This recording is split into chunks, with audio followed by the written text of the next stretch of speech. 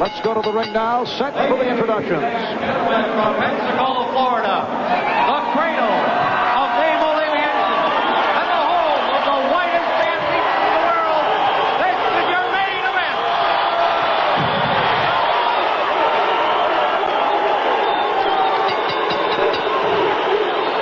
Your referee from Hialeah, Florida, Mr. Bill Connors. Introducing the principals first. In the blue corner, wearing today the black trunks with the white trim.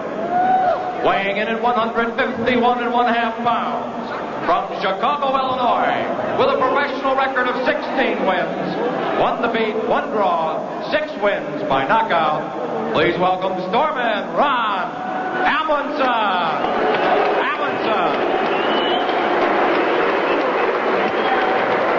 His opponent fighting out of the red corner, wearing the silver trunks with the black trim, weighing in at 155 pounds. From Pensacola, Florida, with a professional record of 2 wins, no defeats, both wins by knockout. Here is Roy Jones Jr.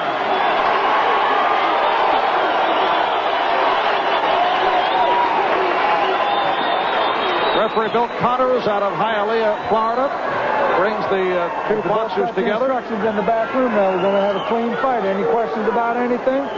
Touch gloves. Listen to my commands. Good luck to you. Scoring on the 10-point must system, handled by the 3 judges. There's a mandatory 8, no standing 8 count. 3 knockdown rule is in effect. The bell does not save the fighter in any round. So Roy Jones in his 3rd professional bout going against Ron Amundsen, who is a member of the Church of the Latter-day Saints, thus his nickname Stormin, derived from Stormin Mormon. He does Mormon missionary work in Chicago. In fact, Ron spent 2 years doing his formal Mormon missionary time in Seoul, South Korea. That was back in the early 80s. His 1 defeat last September, Amundsen lost a 10-round decision. Did not look good against Davey Hilton in Atlantic City, knocked down on the 7th and nearly went down on the 10th when Hilton broke his jaw. Hilton could punch. I think he was overmatched too soon. They put him in as just fodder for Hilton, and I think that was a mistake of his manager. In fact, Amundsen was just trying to survive in that fight, and he admitted he was mentally intimidated, rather candid for a boxer. He said he was overmatched, should not have gone against Hilton. He was right. There's nothing like a broken jaw to give you clear vision as to your chances. Amundsen not noted for hand speed and needs a stationary target. Roy Jones is certainly not that. Oh, he's anything but a stationary target. He's chosen to open, has Jones, in a very slow fashion. Usually comes storming out. He's just being very patient here.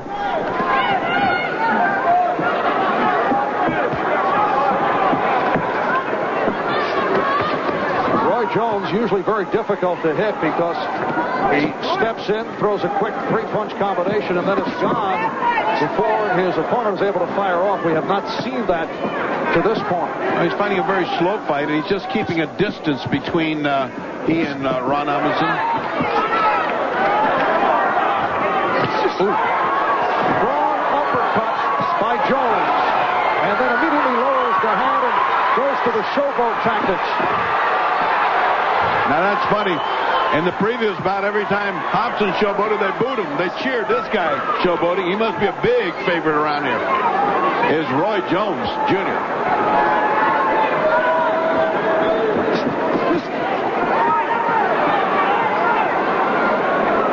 Jones's moves reminiscent of a man he admires greatly, Sugar Ray Leonard, with that low guard and fast hands approach. Style fluid, but keeps the hands very low. When he punches, he's got some thunder in his punches. And Jones scoring with the combination.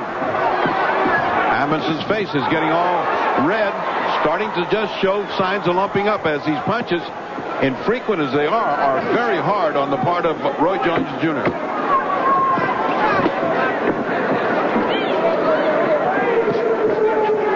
Final seconds, round 1. And this is round 2. Roy Jones in the silver trim with black, and Ron Amundsen in the black trunks. Again, the showboating. He grabbed the rope, and he didn't get warned by the referee, Bill Connors. Hobson touched the rope and got reprimanded for it. You saw the weights on the tail of the tape right before the start of the fight. Jones at 155, Amundsen 151.5. Many boxing people at the weigh-in thought the scales were off by as much as 4 pounds. Amundsen, as we said, at 151.5, but he said he actually weighs 156. So if that's correct, Jones is closer to 160. And this is a junior middleweight bout.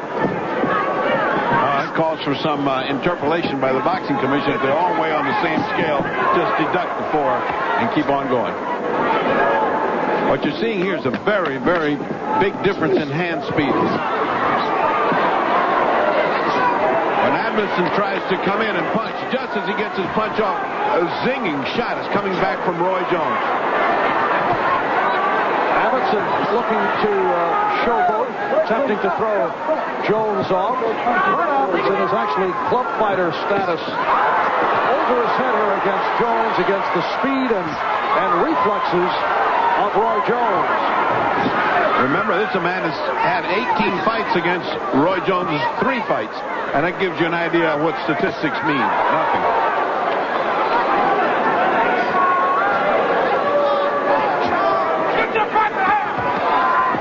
I understand that here, everyone is convinced that Roy Jones can step in and fight for the title by the end of this year, not next year. And when you see these kind of performances, they fool you because it's not quite equal talent. What happens when he steps into somebody good? And that is the current field of champions. IBF, Gianfranco Rossi, WBC junior middleweight title holder John Mugabe, and the WBA champion is Julian Jackson of the Virgin Islands. Well, at this point, I could never see Roy Jones step in with Mugabe. Not at all. And maybe not Julian Jackson. I think Rossi would have a chance with.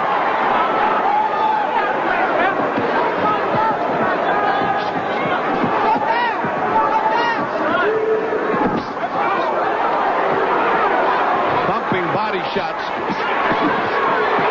And Jones doubling up with the left hook. And those body shots are doing damage to Amundsen.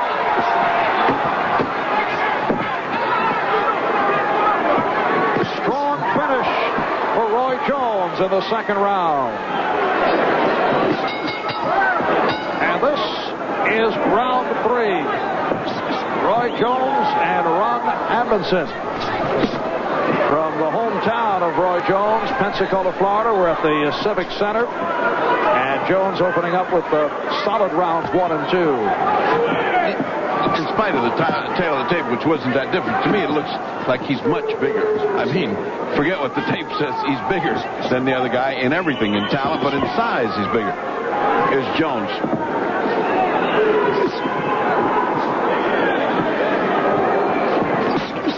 Roy Jones, the youngest member of the United States Olympic boxing team. He was awarded the Val Barker Cup as the outstanding boxer of the games. That seemed like an acknowledgement of guilt by the international boxing officials after he had lost to Park Si-hun of Korea, losing the gold in that highly controversial decision. Oh, those hooks are really doing some damage. Jones' hooks are very, very hard and right on target. It was a beautiful hook, and when you aren't watching, the uppercut does a lot of damage as well.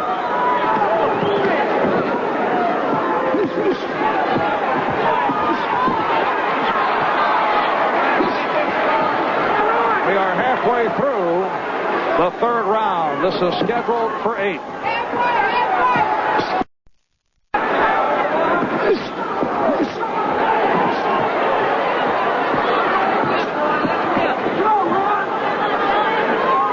Showing the mark of a good combination puncher. Just when he fires off 2 or 3, you think he's through. Out comes another couple. And those are the ones that do the damage. Whoa. And the warning from the referee, Bill Connors. This has settled down to hard fighting, very little hot dogging, as Jones has come to work. It looks like he is determined to knock out Amundsen after a very kind of quiet first round.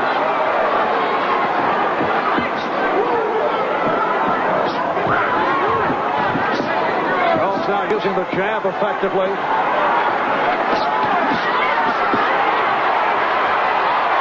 Amundsen forced to cover up. Anytime he comes close, he gets hammered to the body, to the head. Jones with the left hook, and he is pinching Amundsen here in round 3.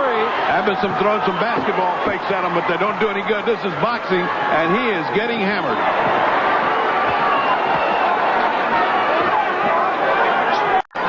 Well, there seems to be satisfaction in the corner of Roy Jones. He is handled by his father, Roy Jones Sr., one-time middleweight who fought in the 60s and the 70s and faced Marvin Hagler in July of 1977. Losing to Hagler, a bout that was stopped in the 3rd round.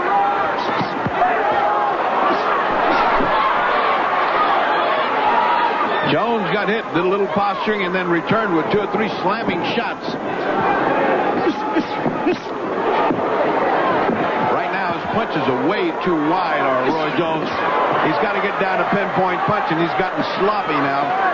Getting used to easy pickings. He is throwing those long arm shots, which will not work when he gets in with top competition.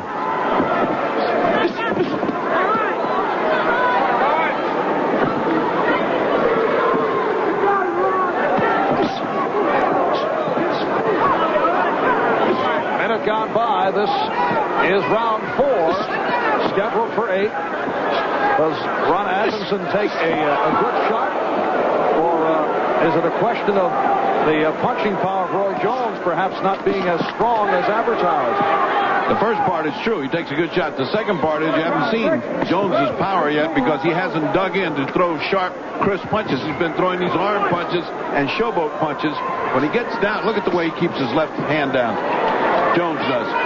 When he gets down to digging those toes in and really punching, then he does knock everybody out. Look at that. He left his feet on that punch.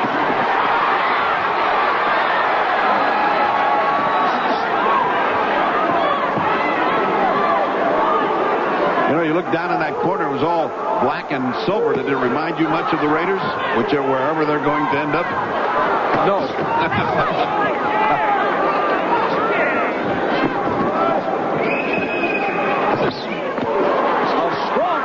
Shot by Roy Jones.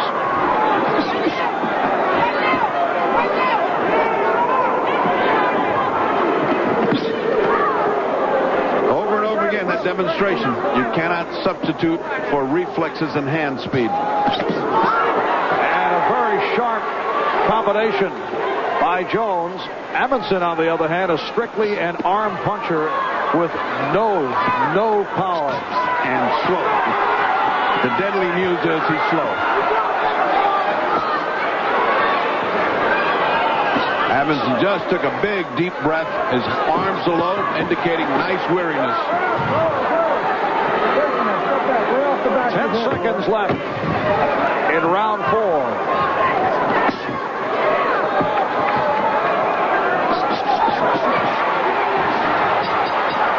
Look at that lunging thing. It looks like an aircraft leaving an aircraft carrier. He almost went into flight with that punch. It didn't land, and if it had, it wouldn't have done any damage. You have to, you know. We don't want to, but if you have to resort to it. You have to resort to when your elbows up in between you and him. Or you have to resort to putting that elbow up between you and him when y'all come to make contact. And that is Roy Jones Sr. talking to his son.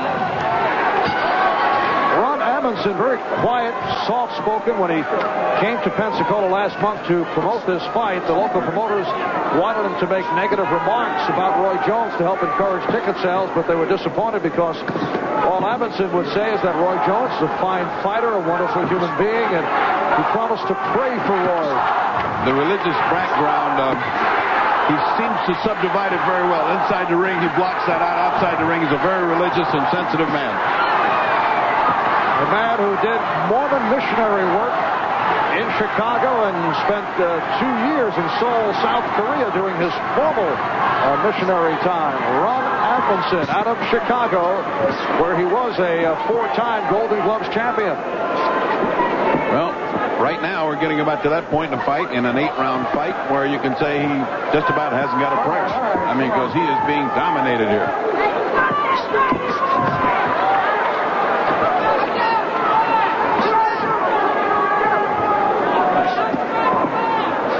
I think there's no question that Roy Jones's next fight will be a 10-round fight, as he... Ooh, what a combination by Jones. And follows it up effectively, but Amundsen remains standing. We've had no knockdowns. But Jones now pouring it on as we hit the halfway mark of round 5. Jones getting serious about this knockout thing. There's no steam in Amundsen's punches. A right hand that just grazed Amundsen.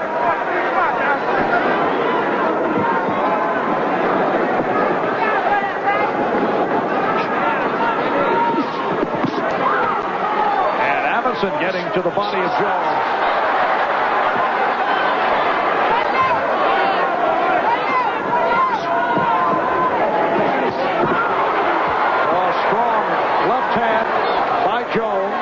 Absolute frustration on the face of the more experienced fighter, Amundsen, who thought he could keep the pressure on and neutralize Roy Jones. Roy Jones has taken his pressure and turned it back on him. Amundsen was nailed by a hard left hook by Davey Hilton last September.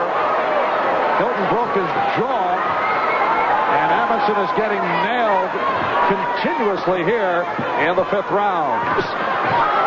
Uh-oh. That's the first sign of hot dogging, sticking your tongue out.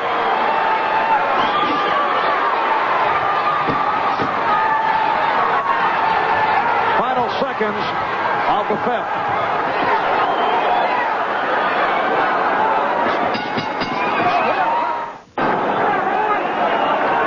On to round 6. Marv Albert with the fight doctor, Ferdy Pacheco. Roy Jones coming off a very powerful 5th round. What does the fight doctor scorecard tell us? I have a total shutout. 50-45 in points, quite unofficially, but I don't think anybody in his right mind can give one round to Ron Amundsen, who has been taking a boxing lesson and a shellacking. When did you send those trunks that Jones has to the cleaners? You re-chrome them after every fight. Ooh, first 2 decent shots that Amundsen has landed in rounds and rounds.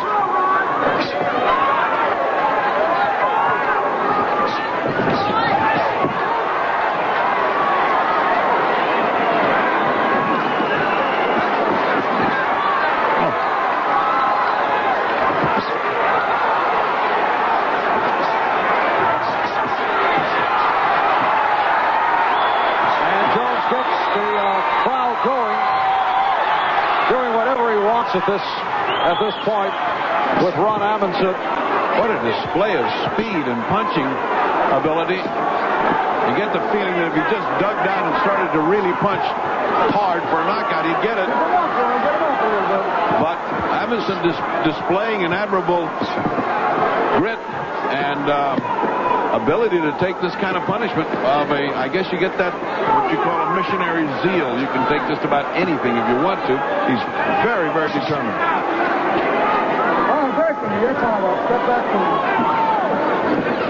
We approach 1 minute remaining in the 6th round.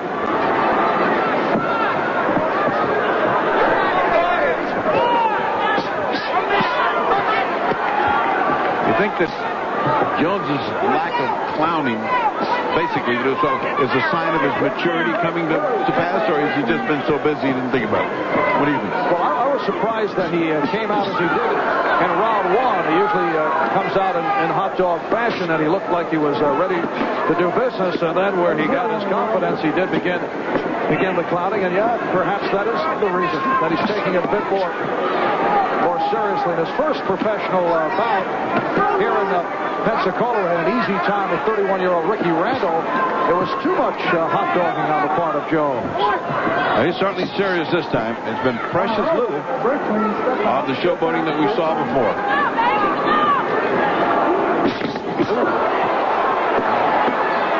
Boy, that was a hard right hand. And that did have knockout on it. We'll be back after these messages. Back at the Civic Center in Pensacola, Florida. Roy Jones having his way, an easy time against Ron Amundsen, although there has not been a knockdown, although it has been purely Jones from the start. He has pitched a total shutout here. And when you look at the display he's putting on, and you look at the Olympians of the '88 Olympics, you have to compare him to Andrew Maynard, who certainly has about that much quality and strength, and also Michael Carvajal. I don't think Roy Mercer belongs in that group. He's very hard punching, but he's not a boxer. He's a slugger. Do you feel Roy Jones has the most talent out of that group? I think he's right in there tied with Carvajal and with Andrew Maynard. Michael Carvajal's a fine little fighter. Jones is currently attending Pensacola Junior College and will enroll at the University of West Florida next year. He did take some time away from college to train for the Olympic trials and then the Olympic Games in Seoul. A little time to repair. The glove has a little bit of tape. That's about the only mercy he's going to have. Let's go. And the repairs by Georgie Navarro in the corner of Ron Amundsen. Navarro, a featherweight contender, stopped by Jeff Fennick in a title fight last year.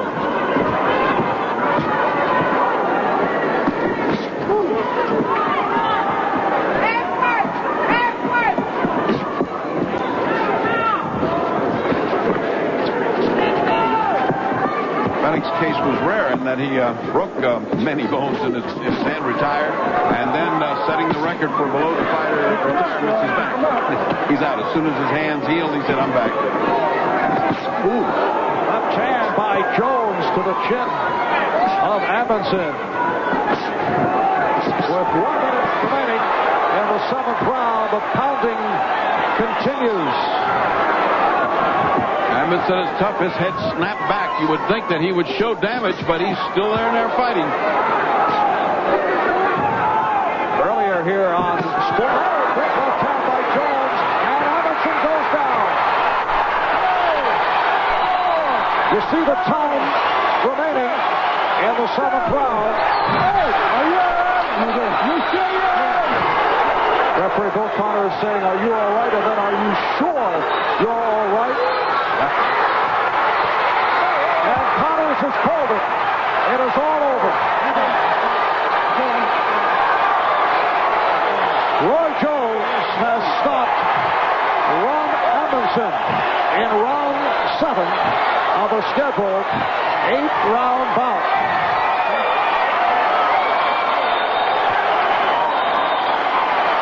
This is a one-way affair from the opening bell. I can't recall many effective blows thrown by Amundsen. I can, and I'm kind of amazed that he took as much as he did before he finally went down, because his head was snapping back. That's usually the sign that you have no more control, and down you go. And he did. So Roy Jones makes it 3 for 3 as a professional. Record of 3-0, all 3 by knockout. And you can place the name Ron Amundsen alongside